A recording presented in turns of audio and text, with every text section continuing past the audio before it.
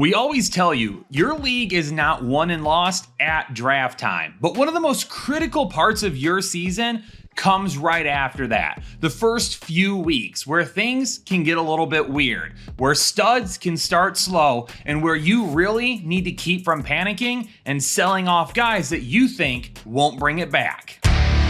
Yo, what's going on, Headliner Nation? In today's video, I'm going to be jumping into a few teams that may have a rough start to the season. And because of that, the studs on those teams, your fantasy assets, may get off to a slow start. And we see it in the comment section every single season. Somebody got overly worried about a player with a slow start, sold him off, and then that guy ended up bouncing back and having a huge rest of the season. Don't make that mistake. To figure out which studs may have the toughest start to the season, I dove into our matchup meter over in our draft guide. That's where we evaluate every single defense and then rank them in order of how tough they are to face. What we do is we take a look at where every defense left off after the 2023 season. Who did they lose? Who did they add via free agency or the draft? Did their scheme change at all? And then we went through and we put them in a ranking to determine which defenses would be the toughest to face this year. And these are the teams that had some of the toughest starts to their 2024 season. Now, while we're extremely confident in how we go about evaluating defenses, things are always subject to change. Maybe there ends up being a key injury. Maybe a rookie that they felt would make an impact to start the season just doesn't do it. Or maybe one of those big free agent signings just doesn't turn out the way that they had planned. Whatever it may be, maybe some of these defenses don't end up being nearly as tough as we thought. But that's why we'll be evaluating through the first several weeks of the season to determine whether or not we're selling early or holding for as long as possible. But Atlanta is the first team that could end up having a tough start to the season. So we're keeping an eye on the guys that you're drafting pretty high, like Bijan Robinson, Drake London, and Kyle Pitts. But even Kirk Cousins, who's really kind of a late round stash at the quarterback position right now, is a guy that also could get off to a slow start. They've got some tough defenses they're going to face to start the season, and Kirk Cousins is working his way back from that Achilles injury. How long does it take for him to shake off the rust and get back to the Kirk Cousins that we've seen over the course of his career so far? Now, the good news here is that only one of their first 5 matchups are on the road. Going to Philadelphia won't be an easy task, though. In the draft and free agency, they really tried adding to their secondary, so their pass defense was not nearly as horrible as it was at the end of last season, and they really are much improved. But Pittsburgh's going to have that tough pass rush that Kirk Cousins is going to have to try and get away from and move around in the pocket during week 1. Kansas City always has an underrated defense. When we're talking about the defensive rankings every single season, it just doesn't feel like Kansas City is talked about enough, even though they're playing very well a majority of the time. And teams like New Orleans and Tampa Bay definitely could still have an improved offense or be similar to what we saw from them last season. All of these matchups to begin the year aren't the toughest matchups that we've seen, but on the road in Philadelphia and week 1 against Pittsburgh absolutely could be a huge issue to begin the year for Atlanta. For Bijan, Drake, Kyle Pitts, and Kirk Cousins, we can't give up on them after a few slow starts. We have to make sure that we stick with those guys. We're using some really strong draft capital on them. They're also learning a new offensive scheme, and because of that, maybe that takes a little bit of time as well. After the first few weeks of the season, we'll adjust. If it really is that bad and there's no signs of life, it may be time to move on from them. But realistically, if you're spending a first-round pick on Bijan Robinson and a second-round pick on Drake London, we won't be trading either of those guys anytime soon. But I'll tell you, trading for Bijan Robinson could be a game changer a few weeks into the season. Whoever drafted him may be upset because last year obviously was up and down. And the start of 2024, maybe it ended up being tough. And because of that, they don't want to deal with it all off season long. Get him at a discount and you may have yourself a huge asset down the stretch. There's already some concerns about the Buffalo Bills offense. They have taken away key veterans from that offense like Stephon Diggs and Gabe Davis, and instead they've inserted a rookie in their place in Keon Coleman. They're hoping Khalil Shakir can step up and that Dalton Kincaid takes the next step as well. Week 2 at Miami and Week 3 at Jacksonville definitely could end up being tough matchups. Buffalo should be okay in those matchups, but it's the 3-game stretch after that that could really break this offense, because they're going to have to go to Baltimore, to Houston, and then to the New York Jets. Those 3 defenses could be some of the best defenses that we see in all of football this season. Now, Baltimore lost their defensive coordinator, but that doesn't mean that they're still not going to be sound on the defensive side of the ball. And having to play them in Baltimore is going to be rough. Now, Week 2 at Miami definitely could end up balancing out a little bit, because when you get into a shootout with the Miami Dolphins, you obviously have a chance to put up points based on volume alone. So even though Buffalo may not be super efficient in Week 2 at Miami, having to play with them and the offense just means more volume opportunity for everybody, and that could offset the really poor floor that they may have. Now, I specifically mentioned Josh Allen, James Cook, and Dalton Kincaid here because those are the 3 that you're drafting the highest. All 3 of those guys are going anywhere from the 2nd to 5th round. But I didn't really add in Keon Coleman because Keon Coleman isn't a stud yet. He's not really a guy that we're really leaning on for fantasy value. If you drafted him, you probably drafted him to fill in at the flex or be a wide receiver 3. During this stretch here, you absolutely could just send him to the bench and not need to worry about the potential issues there. But if you draft Josh Allen, James Cook, and Dalton Kincaid, you're going to have to play him during this stretch. And you know what? Even if your fantasy team gets off to a slow start this year, it's not the end of the world. Your pockets and your wallet could still get off to a fast start. You need to join us over on Underdog this season, where we're going to be playing pick'ems every single week. And it's also a chance for a fresh start every single week and a chance to keep things spicy throughout the entire season. Underdog is the perfect way to keep your attention from week 1 all the way to week 18, no matter how good your fantasy teams are. All you need to do is download the Underdog app, create a new account, and deposit at least $10 using code word headliners. Right now, Underdog is doing a deposit bonus of up to $1,000 to help you kick off your season right. But also, by using our code word, you're going to get a special pick'em that's almost guaranteed to hit. And if you haven't drafted yet, you actually can still get our draft guide for absolutely free by taking advantage of this right now. You are not going to want to miss all of the action that we're going to be having as a community over on Underdog this season. Whether it be in our videos, in our live streams, or over in our members only Discord, we're going to be breaking down pick'ems all season long. Discord is where it gets really spicy. You also could become a member today by hitting that join button down below. Even after guaranteeing fans that the Dallas Cowboys were in it to win it this season, it didn't feel like Jerry Jones took upgrading the offense all that serious. They tried to piece a few things together there, but is it really all that better than last year? We're going to find out right away with a tough start to the 2024 season. Going to Cleveland in week 1 is not going to be easy. Then they're going to have to face New Orleans at home, and then Baltimore is coming to Dallas in week 3. But then Pittsburgh and Detroit back-to-back in week 5 and week 6 could end up being the icing on the cake to a tough start for the season. Going to Pittsburgh is tough enough. Having to face their pass rush makes it even worse. And then what about that Detroit secondary in week 6? It is much improved. The defensive line is going to get after it. This team tackles well, and they're going to have a chip on their shoulder, wanting to avenge that awful loss last season that they feel like was stolen from them. Now, we've been drafting CeeDee Lamb as a top 3 pick all offseason based on the volume alone. And Jake Ferguson continues to be a huge value in the middle rounds of your draft. But it's the efficiency and the upside of this team that is going to worry me sometimes.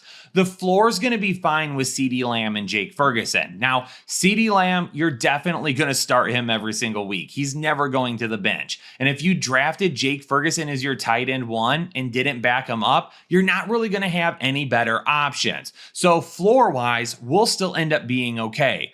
But what if the run game is absolutely horrid for the Dallas Cowboys this year? If Rico Dowdle doesn't end up being that good, if Zeke really did lose a step, Dalvin Cook, maybe he's cooked now and his career is over with. The offensive line, they took a little bit of a hit. What if they're not as good as that we've seen in years past? There's a lot of issues. Brandon Cooks, maybe he's not the answer on the other side of CeeDee Lamb. Maybe there's not going to be enough weapons around CeeDee Lamb and Jake Ferguson to take the pressure off, to not allow a whole lot of double teams, and to also give up those big plays. And while CeeDee Lamb and Jake Ferguson will be fine in terms of their floor with volume, that doesn't necessarily mean that Dak Prescott is going to be a locked-in top 12 option every single week. Turnovers could be a problem. Completions could be a problem. Just because he throws it 40 times a game doesn't mean it's going to be the most efficient 40 passes you've ever seen. We're going to find out a lot about this Dallas offense over the first few weeks. Anthony Richardson, Jonathan Taylor, and Michael Pittman for the Indianapolis Colts definitely could see a slow start, especially as Anthony Richardson works his way back from that season-ending injury early last season. If there's a little bit of rust there, the defenses that they face over the first few weeks of the season absolutely could cause that to show up. Week 1 against Houston absolutely is going to be a tough one. Houston's defense is going to bring it. The defending AFC South champions are going to want to put it to Indianapolis week 1. And then week 2, they're going to end up needing to go to Green Bay. Week 3 going up against Chicago is going to be no cakewalk. Their defense is going to be pretty good this season. And then Pittsburgh. Once again, it feels like their name continues to pop up in this video. They are one of the key characteristics in terms of all the teams that we're talking about getting off to potential slow starts. That pass rush is absolutely no joke. And then heading to Jacksonville in week 5 on the road could end up being a tough one as well. Indianapolis is one of those teams that's a little bit more on either side for me. It definitely could end up being a very tough start, but not every single matchup may be make or break for them. But a lot of it is going to depend on Anthony Richardson and Jonathan Taylor. Both of those guys need to be healthy early in the season this year, and they need to stay healthy. Anthony Richardson is going to have to figure things out and figure things out quickly. He looked good at times last season. Even this preseason, he's looked good at times. But you can still see some of the raw abilities in his tools showcase themselves, and he makes some mistakes. Some of that rust from being injured last season and not being any game action since then also is going to show up. It could be some up and down performances. We're going to see some highlights, and we're going to see some highlights that we just don't want to open our eyes for. The Jacksonville Jags are going to have to be on the road for 4 of their first 6 games to start the season this year. So Travis Etienne, Trevor Lawrence, Evan Ingram, Christian Kirk, if you even want to throw Brian Thomas Jr. in here as well. All of these guys could definitely be in for some up and down performances. At Miami to begin the season, and we already kind of talked about that one, right? That's a matchup where even if Miami's defense plays well, their offense putting up a bunch of points could lead to a ton of volume for the offense, which could end up offsetting some of that weak floor that we see. At home versus Cleveland, definitely going to be tough. Cleveland's defense should be just as good as what we saw last season. But then in weeks 3 and weeks 4, they're going to have to go to Buffalo and then Houston. They may get a little bit of a break with Indianapolis in week 5, but then going to Chicago in week 6 continues that string of tough defenses. Now, Travis Etienne, we're not investing in him as highly as we did last season. He's actually a little bit of a discount this year compared to where you needed to draft him last season, which is great. He's normally going to be your RB1 or RB2, so we're probably not going to be sitting him anytime soon. And hopefully any tough matchups on the ground are offset with some passing game work this season. But they've already talked about wanting to lighten his load a little bit. And while it's not enough to scare me, it's definitely enough to worry about how high the ceiling could go, especially against some of these tough teams. But it's a make or break year for Trevor Lawrence. We've seen good, we've seen bad. and we've seen really, really bad. We need to see way more good this year. And if they get off to a slow start, people are going to start turning on Trevor Lawrence. That's not good for him, for the offense, or for this team. I've already expressed a lot of concerns with Christian Kirk, especially if he's not used in 2 wide receiver sets nearly as often as a wide receiver would need to be consistently fantasy viable. Evan Ingram, though, should be a huge target hog once again this season. Last year, one of the top target getters, not only at tight end, but in the entire NFL. And once again this season, even with Gabe Davis and Brian Thomas on board, he should still be the safety net for Trevor Lawrence. In games like this, where Trevor Lawrence is going to have to get the ball out quickly, Evan Ingram may not have a lot of upside like we saw last year, but his floor probably isn't going to be all that bad. Minnesota is going to be a tough offense to read right away, and we're going to find out a lot about how good they are over the first few weeks of the season. Is Sam Darnold really going to be the answer to their question marks?